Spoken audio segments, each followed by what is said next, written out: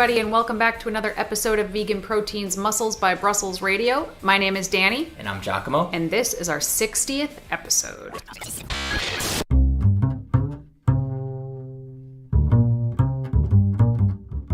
Happy 4th of July, everybody, if you're in the United States, I guess. For what it's worth, yeah, holiday weekend. Woohoo. Did everybody get bombarded with fireworks as much as we did? It was insane. Yeah, I honestly didn't know what to expect because it's like people are going to be indoors more often than not, and we're just starting to get out and about. 𝐃𝐿 was lying to you. He slept through it on the couch. He just completely and utterly slept through it. Yeah, there were tons and tons of fireworks. It was a little bit sad because our one of our dogs has always been afraid of fireworks, but both of our dogs are seniors now, 13, and we don't know how old the older one is, but he's older than 13. And he was not affected by the fireworks this year, and that's because he can't hear anymore. So that was a little bit sad. Part of me wonders if he still senses the fireworks, even though he can't hear and he can't see too well. Yeah, he looked at the window a few times like, hey, what's that? But he didn't freak out, which was good because I don't like it when they're anxious. What else have we been up to? Well, continuing to social distance. It is July 10th as of the day that we're recording this, and COVID cases are absolutely exploding across the country right now. Although not in Massachusetts still, but not here in Mass. It was pretty bad here back in March and April, and now it's declining. But it was pretty bad here for a minute, but from the looks of what's happening elsewhere, I suspect it will come back here just in time for flu season. So that's depressing. Love that. We have several people we know now that have it. Vegans, I will add. I know for some reason a lot of vegans are like, vegans aren't going to catch coronavirus. It's like, no, being vegan does not make you immune to catching viruses. That would be neat. But no, you can definitely catch it as a vegan, and some of the people we know are actually quite sick. Hopefully they get better soon, and we are thinking of them. Yeah, we're really looking forward to a time when we don't have to social distance so much because we miss our friends and we miss our families just like everybody else. And we assume that most of you guys are feeling the same way as well. So we thought we'd do a kind of light-hearted, funny episode today. I think it will be funny. Maybe it'll just be sad and it'll give you guys all fodder to make fun of us for, but this one should be interesting. What are we talking about, 𝐃𝐿?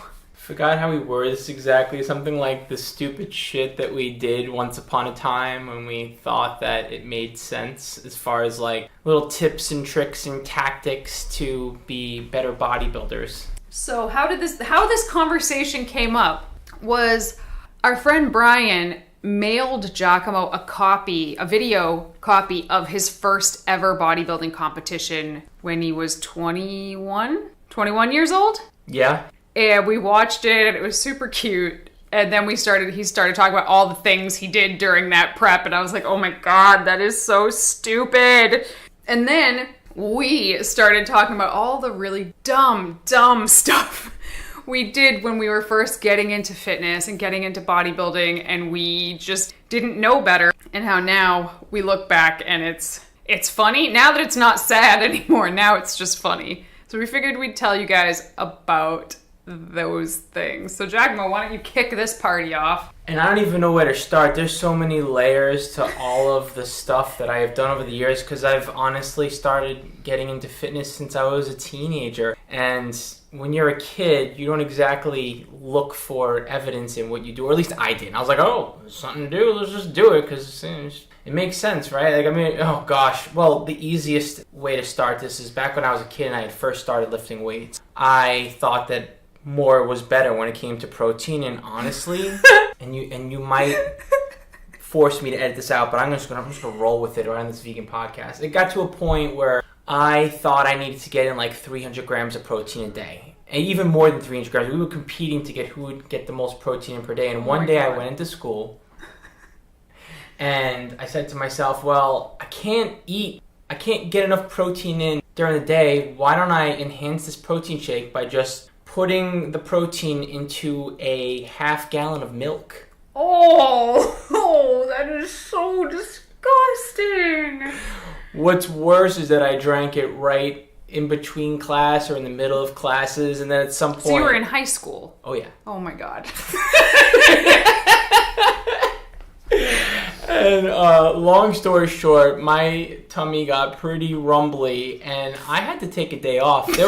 I tried a bathroom trip or two, and it just... That's it. I wasn't having. I had to go home, and I learned that lesson right quick. Like, do not drink a half a gallon of milk. Milk is for babies.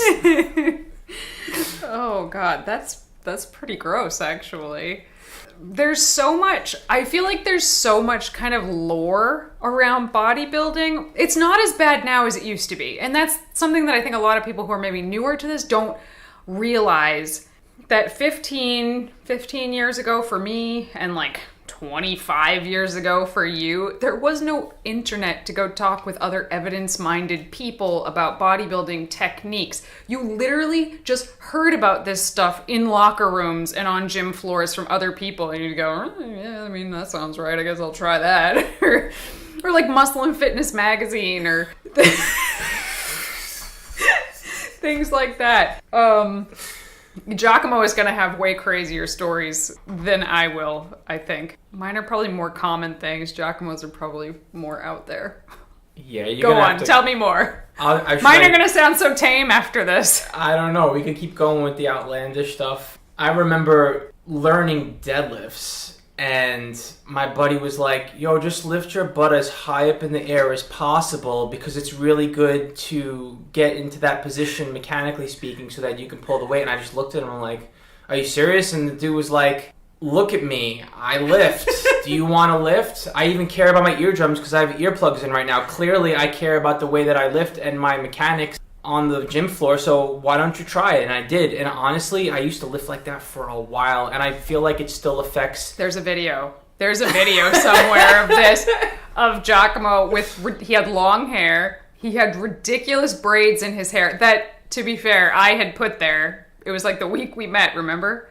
How could I forget? And 𝐬𝐿𝐫𝐞 decided he was going to show off, strut around like a rooster in front of me and deadlift 405, and he looked like a turtle the entire time. It is the worst. I didn't know much, but I was like, well, that doesn't look right. But you know what? I didn't deadlift at all. I didn't squat or deadlift at all for years. I was into lifting, I was into fitness, but I really didn't do very many compound lifts at all, but squatting and deadlifting specifically because why? Why? You know why. You know the reason why.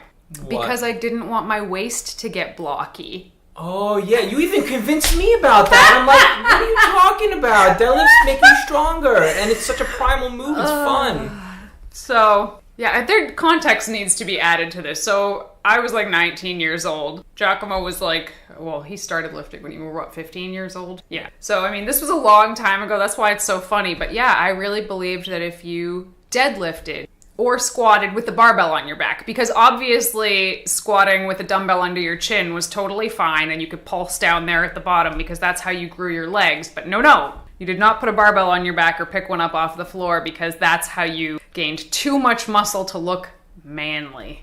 I remember that I had to press you for a while to put a barbell on your back, and I think... well, I was also scared. That's scary. The first time you squat under a barbell, it's scary. Yeah, for sure. I didn't realize that you were afraid of, I don't know, getting too bulky or something like that.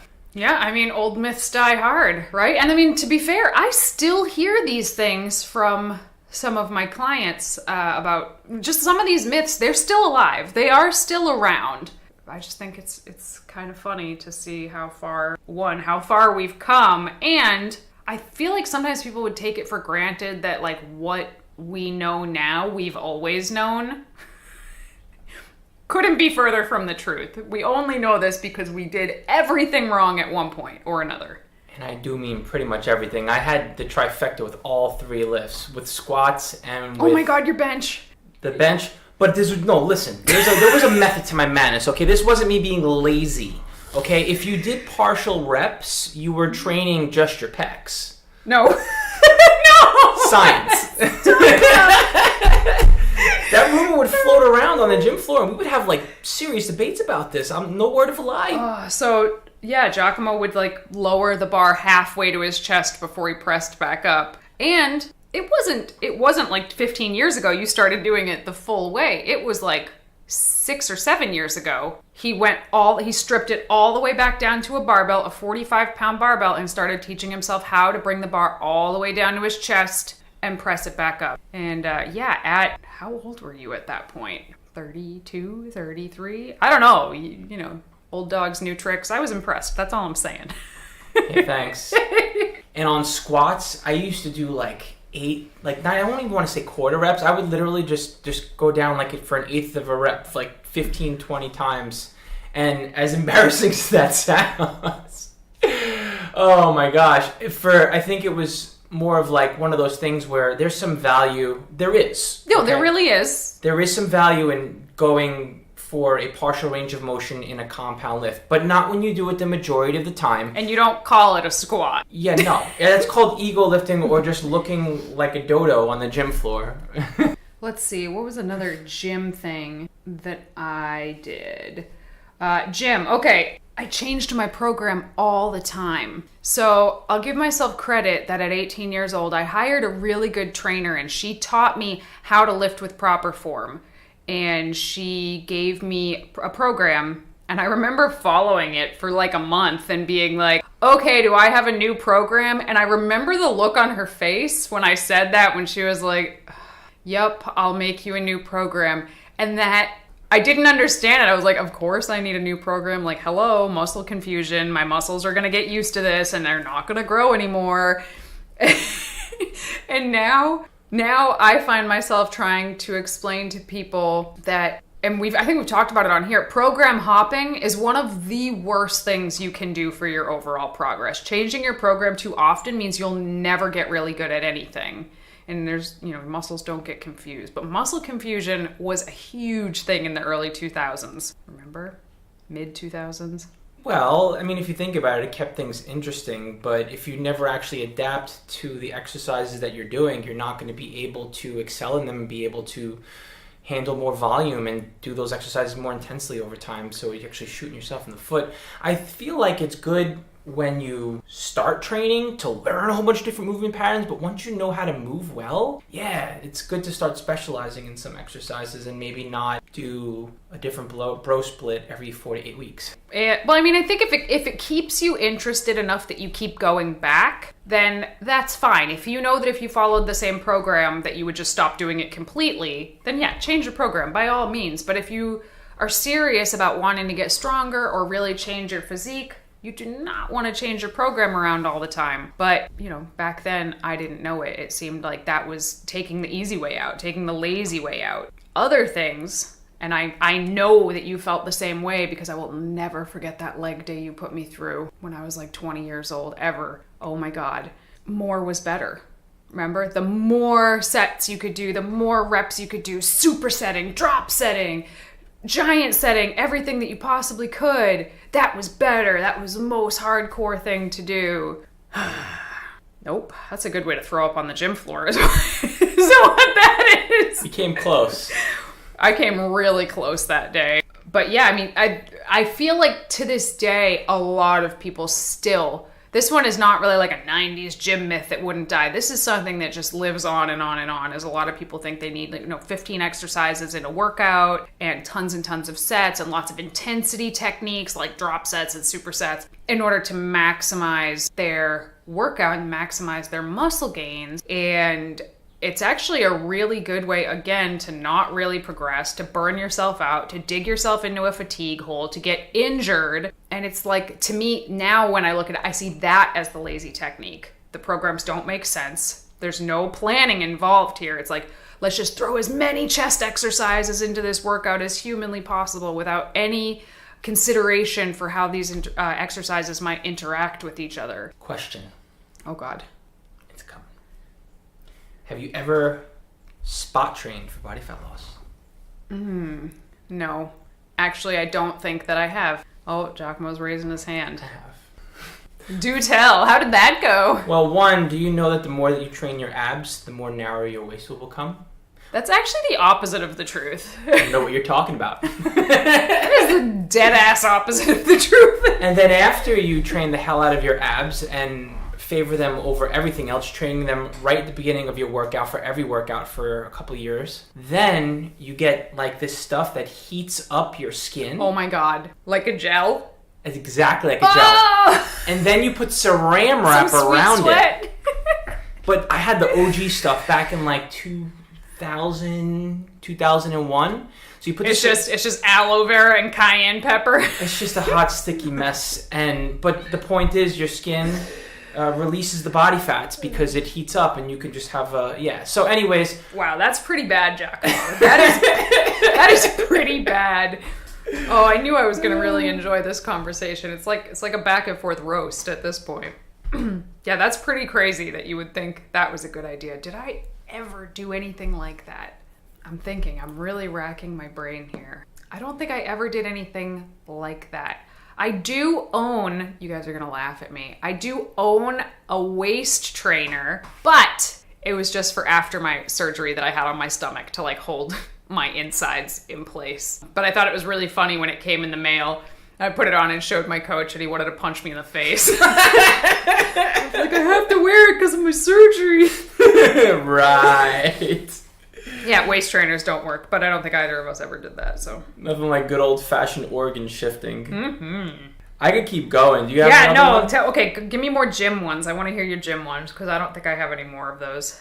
Well, did you know that, and this is sort of a gym one and like competition prep / peak week one. Did you know that when you want to increase the vascularity on your physique, the day before a show, and in general, do you drink red wine before you train? Yeah. Oh no. Well, I had a cocktail. Never did it before I trained. Oh no, wait. I had this down. I had a system. Okay, I would take 1 aspirin. Oh my God.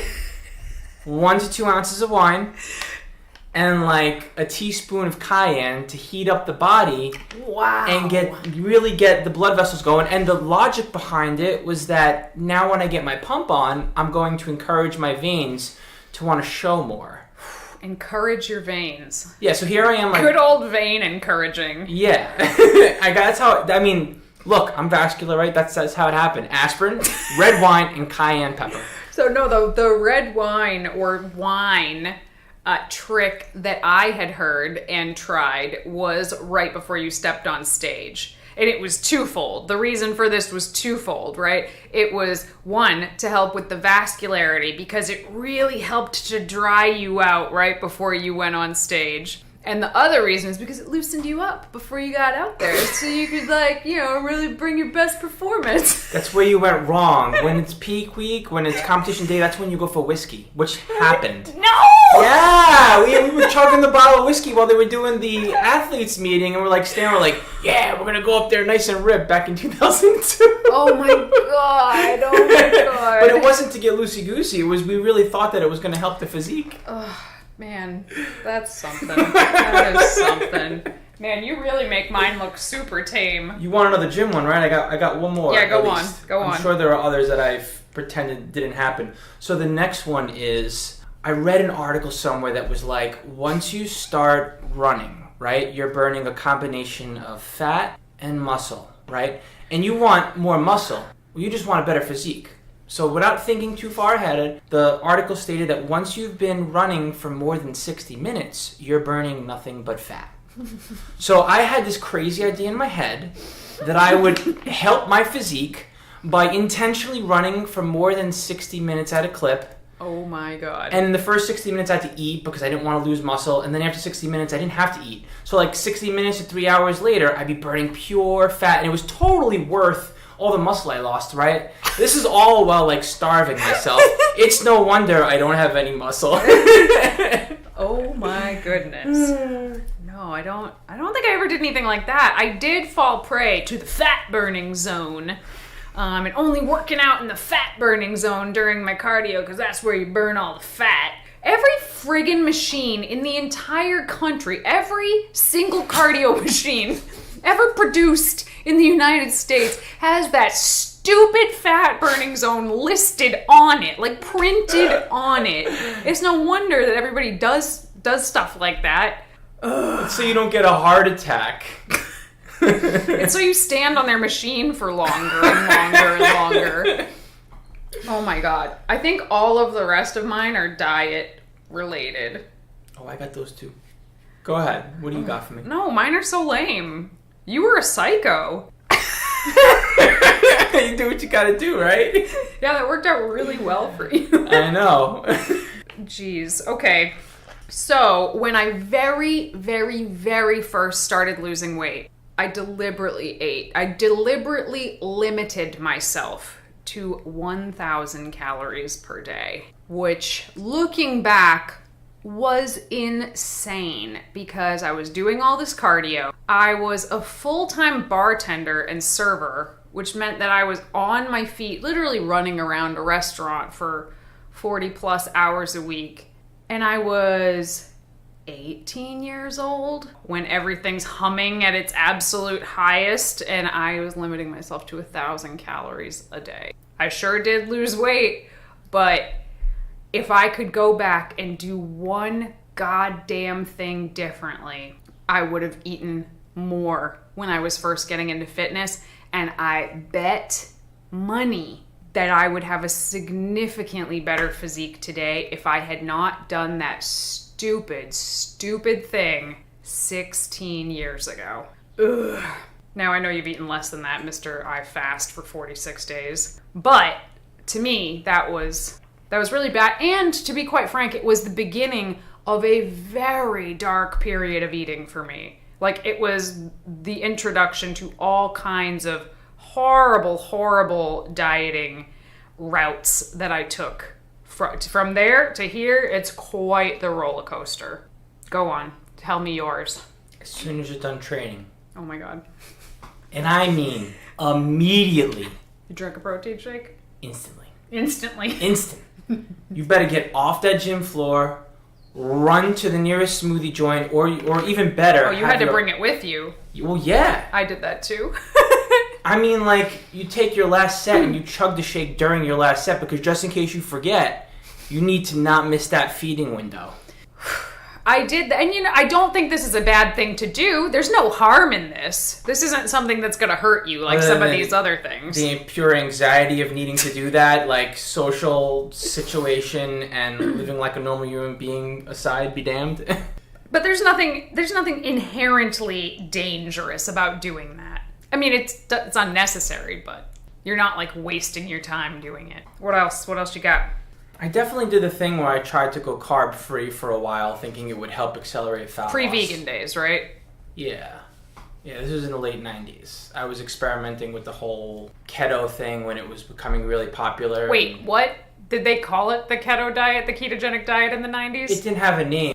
When we were experimenting with how the body converted what you ate into fuel, and the thought process was don't eat carbs and your body will rely on fat and burn ketones, and somehow, some way it's going to make your body burn body fat because body fat is ketone. I don't know how it came to be as a thought of it. I think it was just another way to like be eating disordered, honestly. Well, we've talked about this before, how the ketogenic diet started. They found that epileptic children had fewer seizures when they followed this moderate protein, high fat, virtually no carb diet. But they also noticed the children lost weight. So maybe it had something to do with getting the brain used to running without carbs by just starving yourself out of carbs early while still eating calories. I honestly don't know. All that I do know is that it never really worked. Interesting. Yeah. Interesting. Yeah. What's another thing that I did? Okay, so kind of in line with the last one about limiting myself to 1,000 calories, because 1,000 calories had become kind of normal and doable for me, because 1,000 calories became so normal and doable for me, well, when I got bumped up to 1,500 or 1,700 calories, I thought I was eating a lot, right? 1,500 to 1,700 calories, that sounds like a lot after you've been eating 1,000. Absolutely not. It was definitely still some kind of a deficit for me, and I stayed in that for years. For years, I stayed there. And again, I go back to, man, did I mess it up. I messed it up so badly by not eating enough for years. And part of this was kind of another one. I thought that I was doing the right thing because I did hire a coach. and she was vegan, and she was a dietitian, and she looked amazing. So I was like, oh, obviously this is the coach I want to hire. And she gave me meal plans, and I remember looking at it at first and being like, wow, that is boring. But if that's what it takes, then that's what it takes. It would be like a scoop of protein powder and half a banana for breakfast, and 4 ounces of tofu, a handful of broccoli, 4 almonds, and yeah, literally, and a 1/4 cup of rice for lunch. And I remember sometimes I'd be like, hey, I couldn't find tofu, but I had a Boca burger, so I had that instead. And it looked like the macronutrients were about the same. This was way pre-flexible dieting days. Like, it didn't exist yet. And she was like, oh, you're so lucky that you're able to get away with eating like that and not gaining all this weight. So it was like clean eating central, and it messed with my head so badly, because at that point I thought that anytime I had a Boca burger, because you know that's all that existed back then, or a Cliff Builder bar, or anything that wasn't in my meal plan, I felt like I was screwing up and that I was not going to make progress and that I was doing something wrong and, quote, getting away with it. And I didn't question her. I didn't question her at all, and that was the mistake. That was the stupid thing I did. I should have asked more questions, but I was 18 and I didn't know any better. And I remember eventually I started binge eating, because guess what? That's what you friggin' do when you've been in a caloric deficit for years. Binge eating starts to happen. And I remember saying to her, what do I do? Like, this has never happened before. I don't know what's going on. And I will never forget that she told me the next time I felt that way to take a Benadryl and drink a rum and Diet Coke and go to sleep. And that, believe it or not, that was the first time a light bulb went off in my head, like, oh, this is fucked up.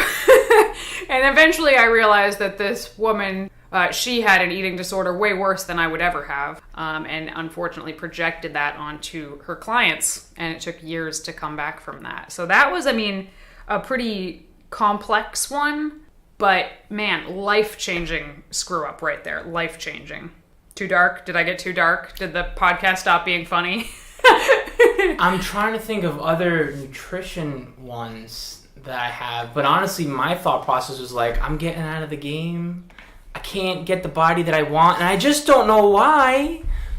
So I'm just going to stop eating in general, no muscle, and I'll just get lean by way of just eating less. And then I quickly realized that was a path to just finding another way to not be satisfied with my body, because I wanted muscle all along. So yeah, that's my short story for my dark path. And of course, obviously, what we do now, so I worked my way out of that by realizing hey, you can do it, you just have to learn how to do it the right way, and nothing worth having comes easy. And I grew from that phase and eventually learned body acceptance, because I found a way to gain muscle while also working on my body composition over time in a responsible way, which led me to where I am today, essentially. So I don't really know that I made the stupid decisions that I made along the way because they were ways that I thought I would gain muscle. I was kind of self-sabotage after the fact, because I was like, you know what, I'm getting out of this game. This is extreme and it's not helping and I can't get the results I want. So I just went down my own disastrous path and got out the game for a minute. Yeah, that doesn't really have, it happened, but I don't know if it has much to do with fitness, because it was actually you walking away from fitness. Correct. So after I left that coach and I decided, nope, there's got to be a better way. I got to figure this out. That's actually when I started to figure out macros and I started by watching non-vegans. These non-vegan bodybuilders are eating this, and this is the carbohydrates, fats, and proteins that they're eating. Obviously, I don't eat those foods, so how can I be vegan and still kind of get around those numbers? And that's how I figured out flexible dieting for myself. There were other people also figuring this out in other places in the world, but I didn't know any, so I thought I'd come up with it myself. I didn't call it flexible dieting. I just had certain macros that I wanted to hit. And basically that's what I did. I found other people that I liked the way they looked, and they were my height. And I was like, yeah, I like that look. I'll just eat that diet.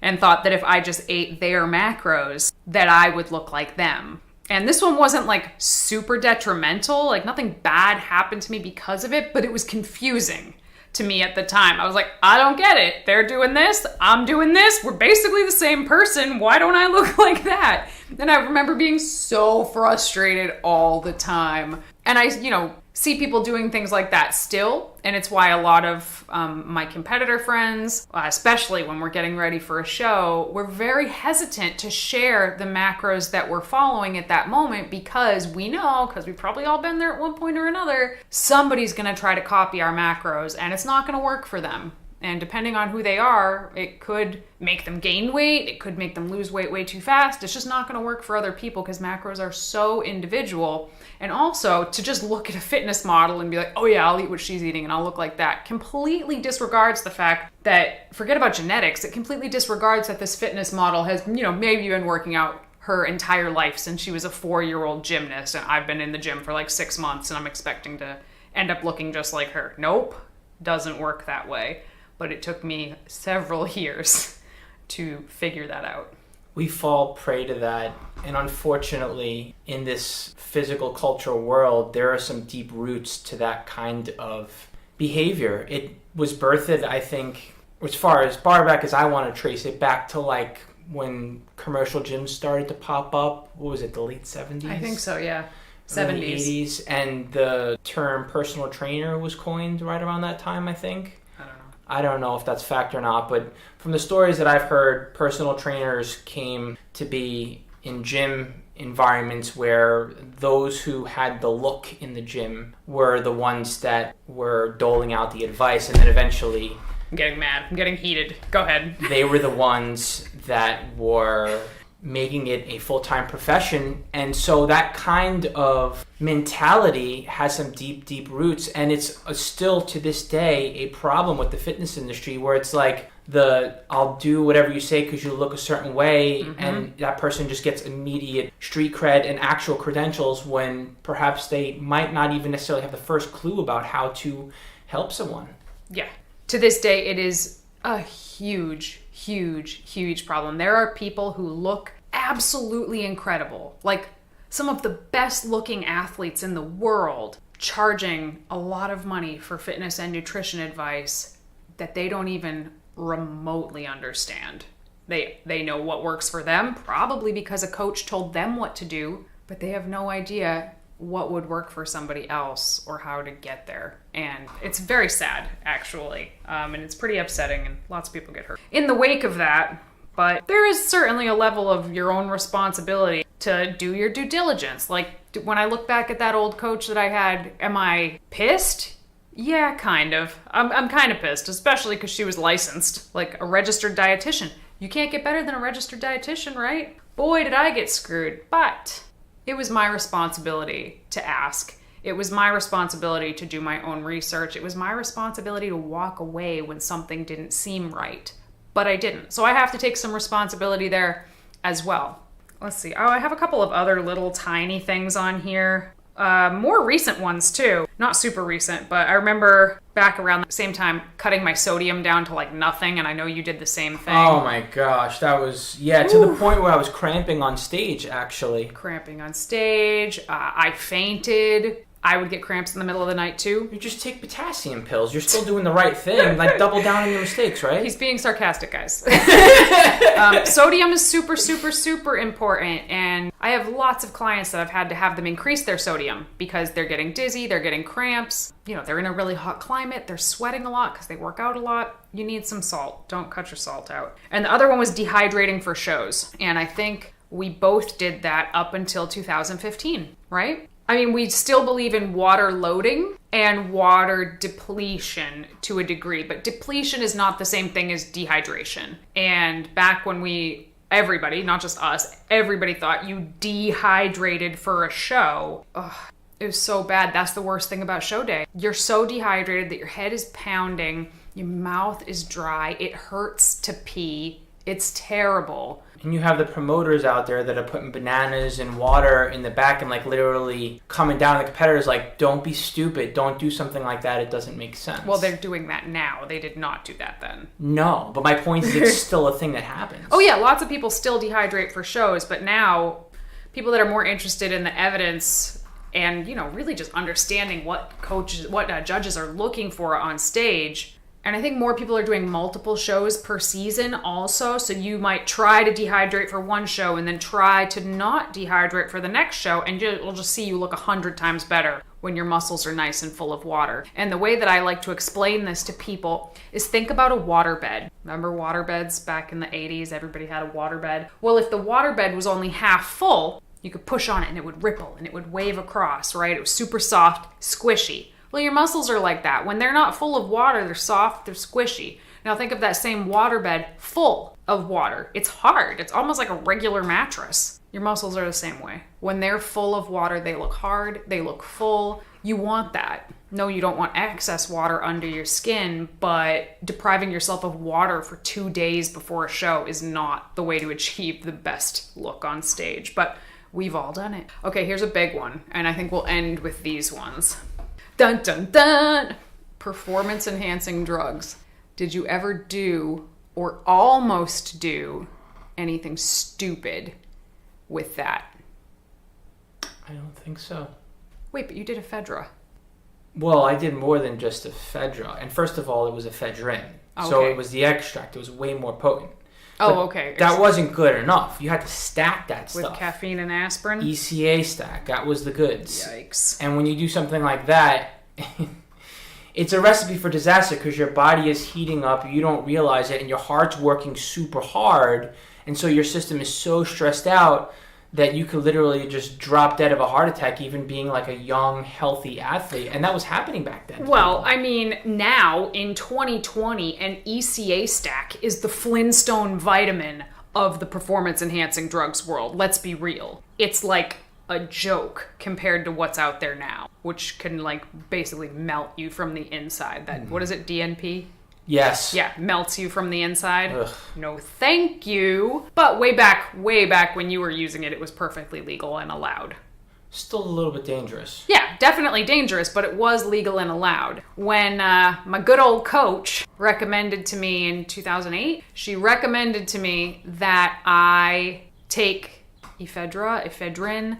I can't remember. I mean, I don't know anything about it, but she was trying to tell me that I could go into a pharmacy and tell them I had allergies or something, and they would give it to me, but you had to get it from behind the counter. Is that why you wanted to go to cross the border to New Hampshire where it was legal to get it? No. What are you talking about? We didn't even live here. Oh. I don't even know what you're talking about. I don't remember. I remember this conversation, like something It about... was in Oregon. We lived in Oregon. And you had to go up to Vancouver and Washington to get it because they weren't selling it in Portland. I think that conversation maybe, happened. but Anyway. I remember sitting down and talking to you about it because she was saying like, oh, you gotta go, show your ID and this and that, and it's going through my head like, well, this sounds fishy. This definitely sounds off. And I hung up the phone with her and just sat there kind of scratching my head. And I remember saying it to you and talking to you like, so she wants me to take this. And again, I don't remember if it was ephedra or ephedrine. I don't even know the difference. It must be ephedrine. It must be. And you kind of explained to me what it is. And I was like, was that the stuff that they banned? It's like illegal now? Because I remember my dad had taken it and he was part of the class action lawsuit. Remember there was a class action lawsuit against them? No, he wasn't. Yeah, he was. I did not know that. Rest in peace, Dad. Yeah, it wasn't ephedrine. It wasn't ephedrine that killed him, but he definitely took it back in the 90s. And I remember saying, isn't that what was banned? And I sat there and I was really thinking about it, and I was like, no, I'm not going to do that. I'm not.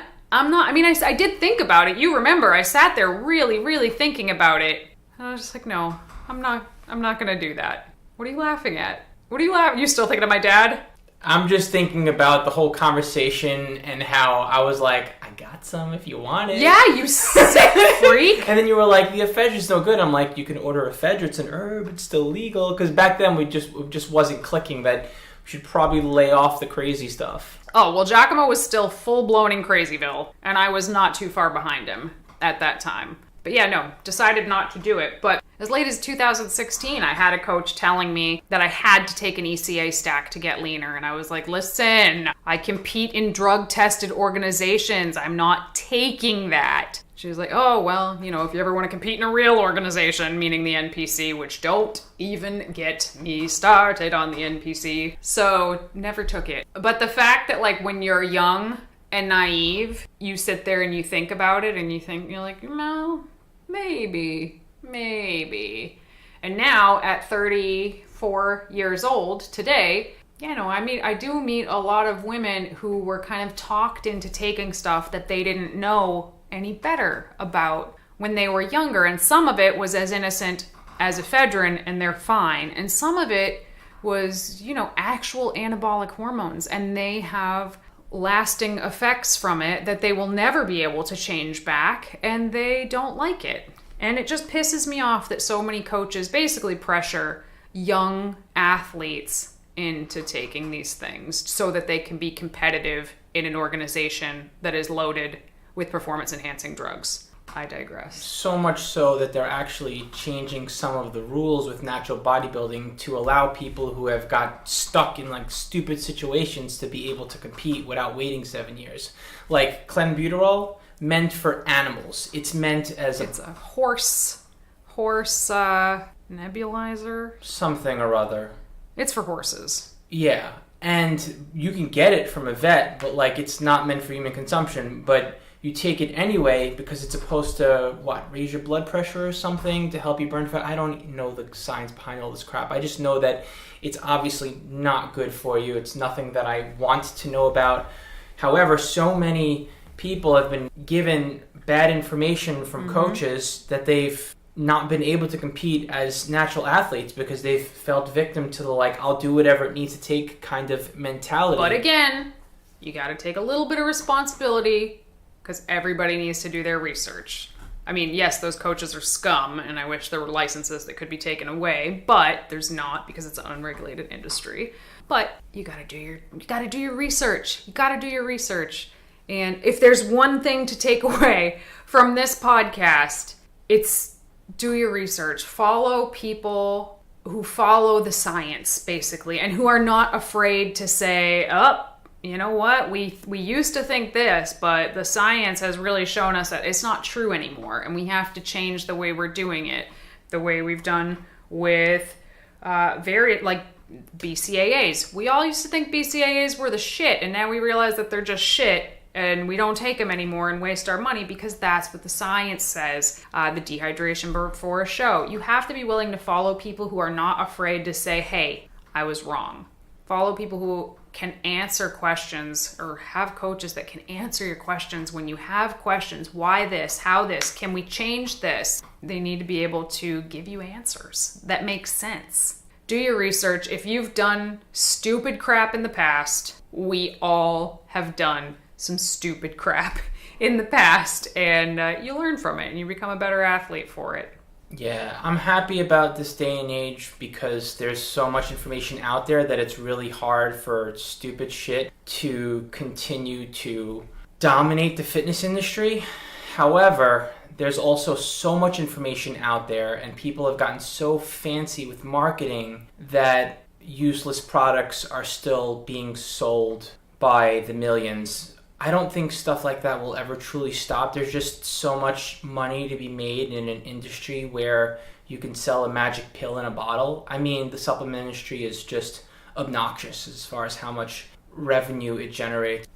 If the worst thing that happens is someone buys a product that's useless as opposed to taking something that is dangerous, oh well, no harm, no foul. But either which way, like Danny said, do your research, know what's going on, take some responsibility. Even when you're right in the middle of a diet that you didn't even necessarily know was going to be as challenging as it was, like a competition prep, say you got into something like that on impulse, it's still important to realize what you're getting into even when you're already in the middle of it. And just check in with yourself and check in with the things that other people are telling you to do.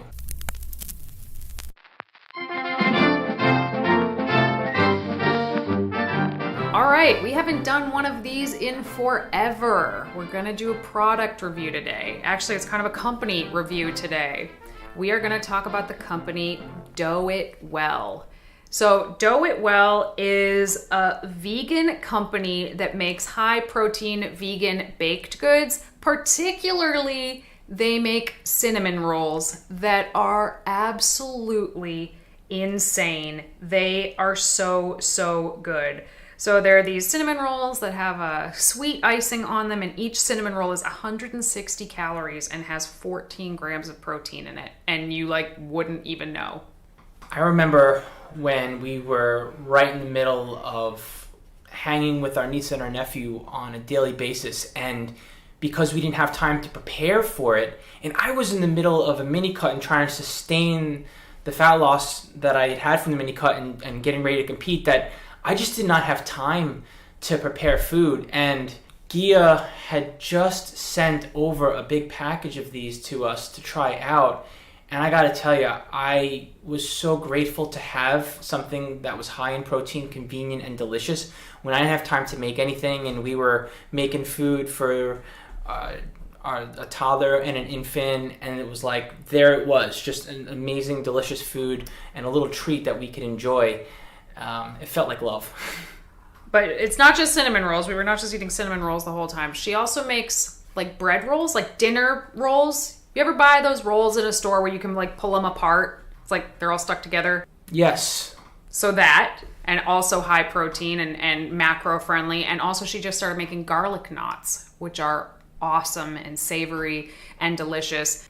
It's just such an awesome company. We always want to support vegan companies that are out there, particularly vegan, like fitness friendly companies are kind of hard to come by. And Gia is actually a vegan figure competitor herself and a friend of mine. If you are in the mood for quick grab and go vegan macro friendly treats, check out doughtwell.com. That's dough, doughtwell.com, and we'll leave info in the description below.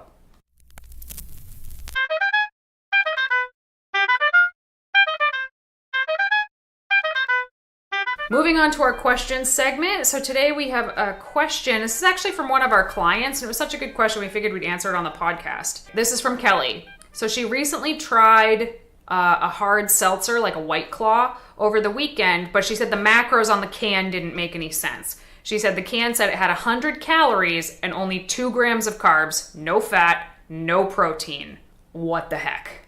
100 calories, 2 grams of fat. 2 carbs.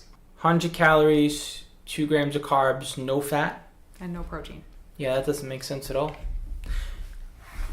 Nutrition labels, as we know, do not have to be 110% accurate. They only have to disclose the information that they need to disclose. Alcohol is its own macro. You don't have to list the amount of calories in alcohol on a nutritional label. Well, you have to list the calories, but you don't have to list the grams of alcohol the same way you would carbs or fat or protein. Exactly. So the same way on some labels, you can choose to not put down the amount of fiber in the carb count, unfortunately, to this day. Same methodology. You don't have to put down how many calories are coming from alcohol so that it doesn't add up if you're going for macros. What you do is you go by the total amount of calories. I would suggest swapping them out for carbs, but you can also swap them out for fat. So in other words, if something's 100 calories, you can swap it out for 25 grams worth of carbs, since there's no way to... It would be nice, right, if we were allotted a certain amount of alcohol macros, but yeah. Carbs, fats, and protein. Would it be nice, though? I think maybe it wouldn't be so nice. Yeah, probably not. So anyways, yeah, just swap for carbs and swap for fat accordingly on a calorie basis. So like if you get pint of beer at a restaurant and you look it up and it says a pint of beer has 250 calories, which is a real thing for good beer, my friends.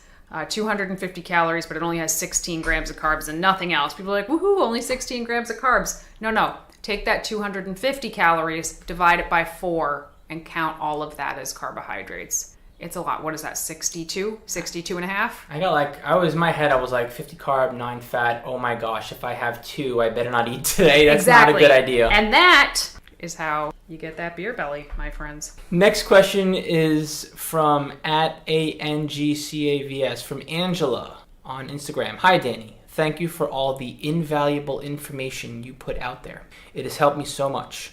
I have a question about protein absorption and how much can be processed at a time. Is eating more than a particular threshold number of grams of protein in one sitting wasteful in our bodies? Like, is the surplus essentially thrown out? It's something I came across in my research and don't really understand. Maybe this is a silly question, but I would love your expertise if you had a chance. Okay, so this is a good question. It's a question that we actually hear a lot, or I hear it a lot. I read it a lot. I see this still comes up frequently. So people say that the human body can only digest like 30 grams of protein at a time, and anything over that is just either stored as fat or it's wasted. The way that this happened in the first place, the way that this myth, I'm going to call it a myth, became popular in the first place is that years ago it was shown that muscle protein synthesis occurred with anywhere between 20 and 30 grams of protein, depending on the person. So increasing that amount to 40 grams of protein per meal was shown to be no more beneficial for muscle protein synthesis. So what happens to the rest, basically? So excess amino acids, which is what the protein will break down into, right? Amino acids. Excess amino acids can be converted into glucose, but it's a really long, kind of expensive process for the body to do, so the body does not like to do it unless you are eating a ton of calories, like way over your caloric maintenance. It's highly unlikely that excess protein of that muscle protein synthesis number will be stored as fat. But does extra protein actually help? It can. I mean, extra protein at a meal can be helpful depending on the person and what the goal is. So if eating more than 30 grams of protein at a meal keeps you feeling fuller and therefore you eat fewer, you don't go eat handfuls of chips later, it's going to help prevent you from putting on excess fat. But muscle growth happens when you're in a positive nitrogen state, meaning that muscle protein synthesis is more than the muscle breakdown, right? So that's a positive nitrogen balance. You are synthesizing more protein than you are breaking down. So essentially, eating excess protein can blunt that muscle protein breakdown. So not only are you maximizing the muscle protein synthesis that you can get, but also you're slowing down the muscle protein breakdown by having some extra amino acids. What is the takeaway here? The takeaway here, in my opinion, generally is to try and break down your protein kind of evenly throughout the day. So let's say you're a woman who eats 120 grams of protein a day, and we know that it takes somewhere between 20 and 30 grams of protein to maximize muscle protein synthesis. But maybe you only like to have 3 meals a day, right? Breakfast, lunch, and dinner. You're not a snacker. So that would be 40 grams of protein, roughly, at 3 meals per day. That's not a bad thing. What might be a bad thing would be if you, say, saved up all of your protein for 1 meal. Well, then you're shortchanging yourself more muscle protein synthesis, because we can have it anywhere from 3 to 5 times a day, roughly, like muscle protein synthesis can occur. If you're trying to optimize everything, I would say you want to have at least 3 and at most 6 maybe protein feedings in the day of somewhere between at least 20 grams of protein. But if you were to, say, save up 80 grams of protein for your last meal, I think the biggest downside to that is going to be your stomach is going to hurt. It's going to be uncomfortable. You're going to be really bloated. That is why I would recommend against eating massive amounts of protein at any one meal. But as for your body still being able to digest it and use it, yes, it absolutely can. It's not useless. It's unlikely that extra protein is going to lead to body fat gain, but it's probably still going to be real uncomfortable. I think the only thing I want to add to that is to have a little bit more protein than normal and space it out, but don't go overboard, because it's not a great source of fuel. You'll get more energy from carbs for your training and for muscle recovery than you will for protein. However, don't be afraid to have like a little extra protein for insurance, get the right amino acids in, and everything you just said.